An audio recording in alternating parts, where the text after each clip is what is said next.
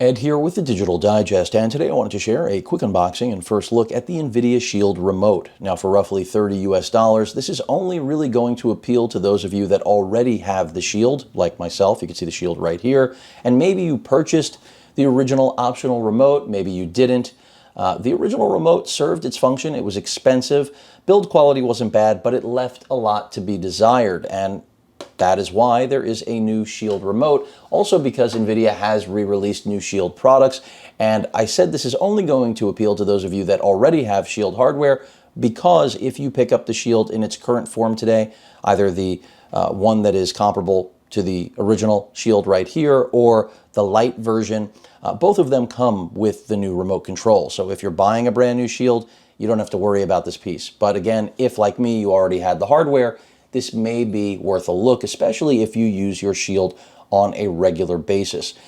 So fairly straightforward. On the back of the box, it does state that it has a mic for voice control, just like the original. Get this closer so you can see it. It also has backlit buttons. That is something that the original did not have. IR for TV control. It also has a remote locator feature, Bluetooth connectivity, and it does come with two AAA batteries that power it. So unlike the original, which you had to recharge with a micro USB cable, this is going to work off of traditional batteries. So let's go ahead and crack this open, take a look at what we're working with. This probably can just peel off, but I'm going to cut it anyway. You may have noticed I am using a new tool for unboxings. Not sure if it's better or worse, but we'll find out as I go through the process. So there we have it. A piece of plastic. So I'm sure this costs less to make than the original Shield remote.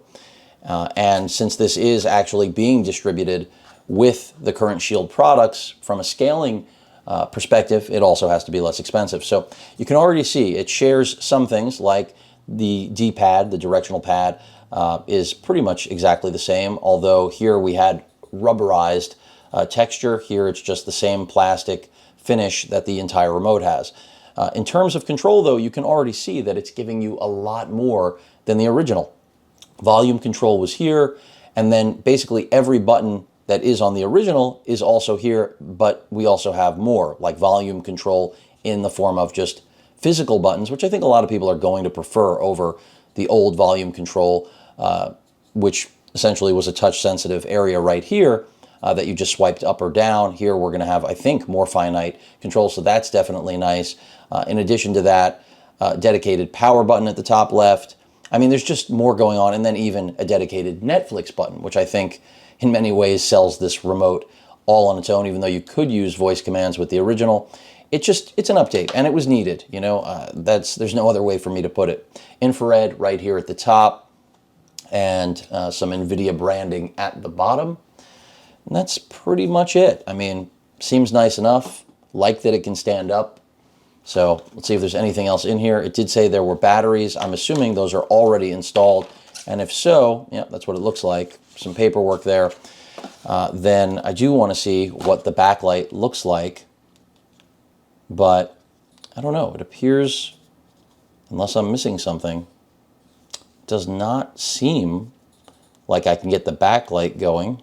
I'm covering it just to make sure that I'm not missing something here, but the batteries should be installed.